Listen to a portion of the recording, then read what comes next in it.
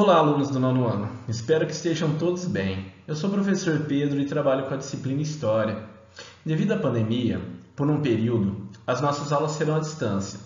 O momento requer cuidado, mas em breve estaremos juntos novamente.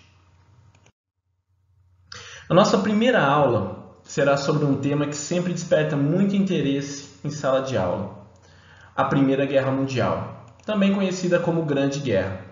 Conflito armado que envolveu as principais potências mundiais e marcou o século XX. O combate durou ao todo 4 anos. O conflito foi o mais sangrento que a humanidade já havia visto até então, e estima-se que 15 milhões de pessoas morreram. Doenças, fome, frio, ataques químicos e batalhas, lógico, foram as principais causas dessas mortes. Mas qual o motivo para começar essa guerra que trouxe tanto sofrimento para os envolvidos? Vamos lá. Bom, não podemos pensar em apenas um culpado ou apenas um motivo. Temos que compreender que vários fatores levaram a essa guerra. Para isso, precisamos voltar um pouquinho antes de 1914. No final do século XIX, nós temos na Europa um rápido processo de crescimento industrial. Nesse contexto, não temos apenas o Reino Unido como uma potência econômica, né? Temos também França e a Itália e a Alemanha despontando. Esse rápido crescimento industrial vai favorecer o surgimento da chamada Belle Époque. Mas o que significa Belle Époque? Vamos lá. Então, a Belle Époque marca o contexto europeu. Essa é uma expressão francesa que significa bela época, que abrange o período de 1871 a 1914, quando começa a guerra. É um período marcado pela euforia devido à experiência de progresso científico, cultural e tecnológico. Nesse contexto, as pessoas viviam, se orgulhando do seu país, se orgulhando dos seus avanços e de suas conquistas. Podemos apontar como um período de paz, que antecede a guerra. Só que nesse contexto de rápido crescimento industrial, nós temos que pensar que esses mercados europeus já estavam com várias potências para abastecer. Então, esses novos impérios vão buscar novos espaços. Vão buscar novos mercados consumidores. Além de mercado consumidor, fontes de energia e matéria-prima, que são fundamentais para o funcionamento da indústria. Essa busca por novos mercados e novos espaços vai gerar o chamado choque de imperialismos. Então, alguns conflitos menores vão surgir, alguns quase conflitos também. Mas ainda podemos considerar que esse período de Belle Époque é um período de paz, que vai anteceder a Primeira Guerra Mundial. Ok? Nesse contexto, podemos apontar também que Estados Unidos e Japão surgem como novas potências regionais. Nossa, professor, mas Estados Unidos não é uma potência desde sempre? Não. A história da Primeira Guerra Mundial vai marcar profundamente a história econômica dos Estados Unidos. Ok? Mas pensem o seguinte: antes da Primeira Guerra Mundial, Estados Unidos e Japão tinham uma influência na sua região, no seu continente. Ok? Assim como as grandes potências que eu apontei, França, Reino Unido, Itália, Alemanha, essas duas novas candidatas a potências, Japão, Estados Unidos, temos que pensar no Império Austro-Húngaro, no Império Russo. Esses territórios todos estavam buscando novas áreas de influência. Então, choques vão surgir em vários pontos, principalmente na Ásia e na África. Vale a pena destacar também, já falei que são potências, mas que eram potências novas que estavam surgindo, que é o caso da Itália e da Alemanha.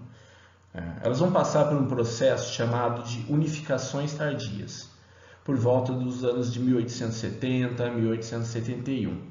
A partir daí, apenas temos a Alemanha como uma grande concorrente para o Reino Unido e para a França, né?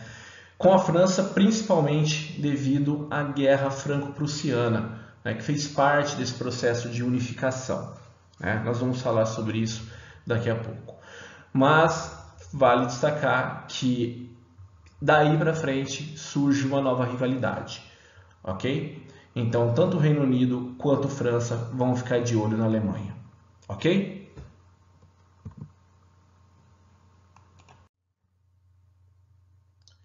Nesse contexto, a Europa enfrentava graves problemas sociais, concentração de renda na mão de poucos, o desemprego. Então existiam problemas. No entanto, principalmente entre as elites, existia um clima de euforia. Nós podemos apontar como palavra-chave desse contexto pré-guerra os chamados nacionalismos, ok? As pessoas tinham orgulho de ser ingleses, de ser franceses, de ser alemães. Então, nós temos que pensar que, mesmo sendo um trabalhador que passava por dificuldades, ele tinha orgulho de ser um trabalhador francês, de fazer parte de uma nação em pleno desenvolvimento, né? Então, vale a pena destacar que esse era o clima antes da Primeira Guerra Mundial, né? Então, o nacionalismo era muito forte, ok? Por exemplo, os ingleses se orgulhavam de ser o império onde o sol nunca se punha, devido às várias conquistas em diferentes territórios, em diferentes partes do globo, né? Os ingleses também se orgulhavam de ser um modelo de civilização. Os franceses alimentavam o revanchismo, né? Lembranças da Guerra Franco-Prussiana, na qual foram derrotados pelos alemães, certo? Guerra esta que custou a perda da Alsácia-Lorena para os franceses. Isso não tinha sido superado ainda. A Alemanha e o Império Austro-Húngaro buscavam juntar todos os povos de origem germânica, né, no chamado pan-germanismo. Assim como a Rússia e a Sérvia buscavam juntar os povos de origem eslava, que era o chamado pan-eslavismo. Tanto o Império Austro-Húngaro quanto a Rússia, a Sérvia, eles tinham muitos interesses na região dos Balcãs, né, que nesse contexto ficou conhecido como um barril de pólvora da Europa, certo? A Rússia, né, buscava ampliar influências nesse contexto, e o Império Austro-Húngaro incorporar parte do território da Bósnia, ok? Nesse contexto de disputas, né, e de grande nacionalismo, vão surgir as alianças militares. Primeiramente, nós vamos ter, em 1879, a aliança entre a Alemanha e o Império Austro-Húngaro. Posteriormente, em 1882, nós vamos ter a entrada da Itália. Esse grupo de países ficou conhecido como Tríplice Aliança. Em 1904, surge a chamada Tríplice Entente, né, que vem de Entente Cordiale, que primeiramente era composta por Inglaterra e França, que não viam com bons olhos o crescimento da Alemanha, e posteriormente, em 1907, eles vão ter a entrada da Rússia nesse grupo. Então, são duas alianças, né, militares, ok? Nesse contexto, quase aconteceram guerras, beleza? Mas elas iriam eclodir após 1914, ok? Enquanto a Tríplice Entente buscava manter uma hegemonia, né, que já tinha sido conquistada nos séculos anteriores, a Tríplice Aliança buscava maiores objetivos. A gente tem que entender que eles se preparavam sim para uma possível guerra total, né? Mas sabiam dos riscos que poderia gerar essa guerra. Então eles tomavam muito cuidado. Era um contexto delicado, né? Mas eles sabiam que o envolvimento, uma guerra total de grandes proporções, que envolveria também civis, poderia gerar grandes prejuízos para essas potências, ok? Só vale destacar também que não eram amizades entre esses países, ok? Eles continuavam sendo concorrentes uns dos outros. No entanto, eles tinham interesses em comum, né? Em caso de alguma ação militar envolvendo algum desses países das alianças, os outros entrariam para auxiliar, beleza? Observem nesse mapa, né, a localização desses impérios, países que compunham essas alianças. A Itália, Império Austro-Húngaro e o Império Alemão, né, formando a Tríplice Aliança. Império Russo, Grã-Bretanha e a França, a Entente Cordial. Ok? Vale destacar que o Império Turco-Otomano, que fica nesse território aqui, que a minha janelinha está na frente, ele também vai ter interesses em comum com o Império Alemão e o Império Austro-Húngaro. Ok?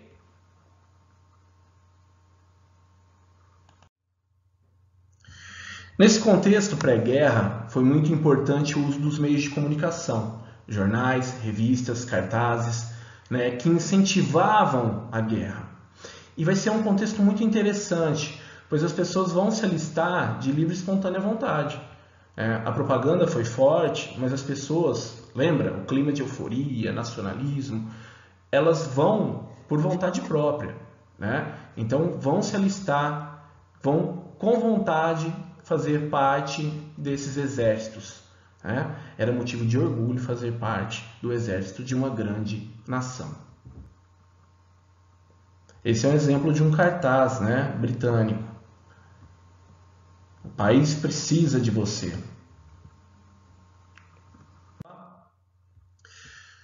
Ok, eu já passei para vocês todo um contexto, os motivos todos que geraram um clima de tensão, né, disfarçado pela Belle Époque.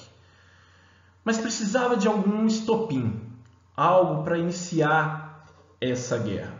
Até então, a gente podia falar de um contexto de paz armada.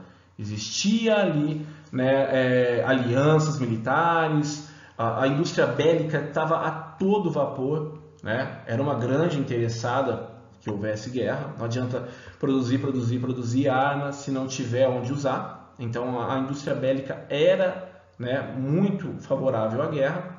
Mas esse período, então, né, até 1914, ficou conhecido como um período de paz armada, certo? É um período, então, que os países estão produzindo muitas armas, né? E se a gente for pensar nessa tecnologia do período, né, nos avanços que eles passavam, eles vão criar verdadeiras armas de destruição, ok? Só que nesse contexto, né, quando o príncipe Francisco Ferdinando, herdeiro do Império Austro-Húngaro, foi visitar um território recém-anexado, uma visita a Sarajevo, na Bósnia, ele foi envolvido, né, em um ataque terrorista, no qual ele foi assassinado. Esse assassinato foi a desculpa perfeita para o começo da guerra, ok? O assassino, Gavrilo Princip, fazia parte de uma organização sérvia chamada Mão Negra. Nesse contexto, o Império Austro-Húngaro, sabendo, né, descobrindo a partir de investigações de um envolvimento sérvio, né, de pessoas e ministros, nesse contexto de terrorismo, foi solicitado a demissão desses ministros, um reconhecimento por parte da Sérvia desse atentado. A Sérvia não, né, se posicionou, a Sérvia não demitiu os ministros e nós vamos ter aí o estopim, o início da Primeira Guerra Mundial, pois o Império Austro-Húngaro vai atacar a Sérvia, certo? Vale destacar que em outras circunstâncias esse evento seria um conflito localizado. Mas lembrem-se, haviam as políticas de alianças, né? E aqui a gente vai ter, né, um território, né, um império que estava envolvido em uma dessas alianças. ou seja, vai acabar, né, tendo uma reação por parte dos outros países que faziam parte desses grupos. Vamos ver. Em 1º de agosto, então, nós vamos ter a Sérvia sendo invadida pelos austríacos. Podemos pensar, então, que essa foi uma declaração de guerra. Daí para frente, a guerra generalizou-se. Nós vamos ter a Rússia colocando-se ao lado da Sérvia. Nesse mesmo período, a Alemanha tomou o partido dos austríacos. A França prontamente vai entrar contra a Alemanha. Daí para frente, foi, se generalizando. Com exceção à Itália, que mesmo fazendo parte da Tríplice Aliança, manteve-se neutra nesse primeiro momento. Ok? Reino Unido, Japão, mais 24 nações fizeram parte do chamado Bloco dos Aliados, que surgiu a partir dessa Tríplice Entente. Nós podemos destacar a entrada do Império Turco-Otomano na Tríplice Aliança. Ok? Nesse contexto, teremos uma mundialização da guerra. As colônias tiveram de se alinhar às suas metrópoles. Países independentes pressionados a se posicionar. As principais potências, então, afetavam todos os outros países, direta ou indiretamente, inclusive o Brasil. Alunos do 9º ano, hoje nós compreendemos quais foram os motivos que levaram à Primeira Guerra Mundial. Também aprendemos sobre as alianças militares que se formaram nesse contexto. Na próxima aula, nós iremos analisar a participação do Brasil na guerra e as consequências que o nosso país sofreu com isso, e também vamos entender quais foram os desfechos dessa guerra. Bom, pessoal, espero que tenham gostado da nossa primeira aula. Caso tenham dúvidas, meu e-mail para contato está aqui ao meu lado. Muito obrigado, um abraço a todos e até a próxima aula.